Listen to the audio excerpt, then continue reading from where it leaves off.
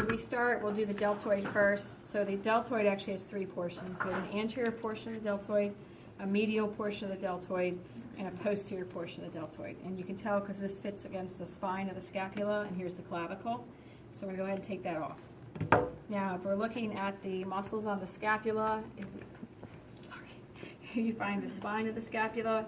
Above it is the supraspinatus, below it is the infraspinatus, and then right below that is the teres minor.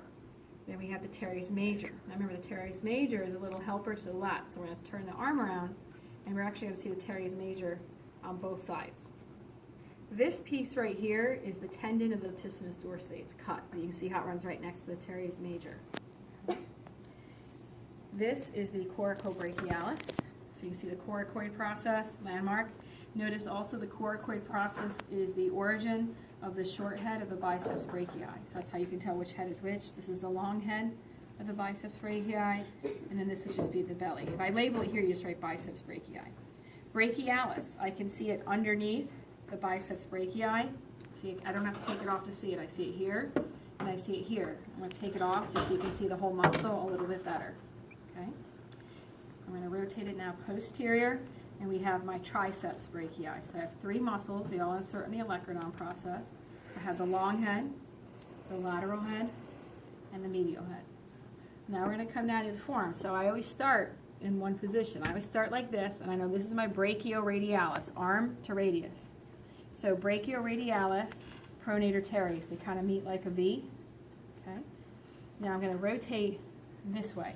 All my extensors are on the back of my hand, right?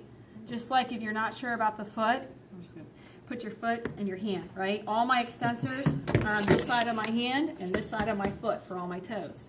All my flexors are underneath and underneath. It's the same, okay? So here's my brachioradialis.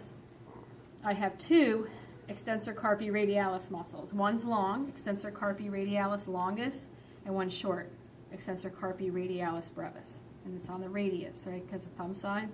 I'm going to turn extensor digitorum. See the tendons that are running down to the hand? That's why the one on the foot is called the extensor digitorum longus. And now I'm going to come to this one, extensor carpi ulnaris. So I'm going to come back to starting position again. Brachioradialis, pronator teres. I have a muscle under this that you need to know. So I'm going to pop that off. And now you see this muscle. So you see how they run opposite directions? So pronator teres, right? This is my supinator. So they run different. I'm going to keep going this way. All my flexors are here. Flexor carpi radialis, flexor carpi ulnaris. And then we have some muscles in the middle. The superficial one, the one right here on top that goes down to the palm of your hand, is the palmaris longus. On either side of the palmaris longus is the flexor digitorum superficialis. Two muscles are deep to this that you have to know. So I'm going to take that off. My flexor digitorum profundus and my flexor pollicis longus. And that should be it for the arm.